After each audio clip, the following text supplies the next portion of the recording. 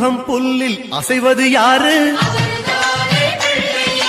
அறிவை விருத்தி செய்வது யாரு? மண்ணை குழைத்தால் வருவது யாரு? மண்ணை காக்கும் சாமியும் யாரு?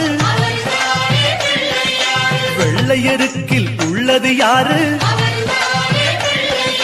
வெற்றி கொடுக்கும் கடவுளும் யாரு? முன்னே வந்த சாமியும் யாரு? அவரும் வாழ்வது எங்கே கூறு?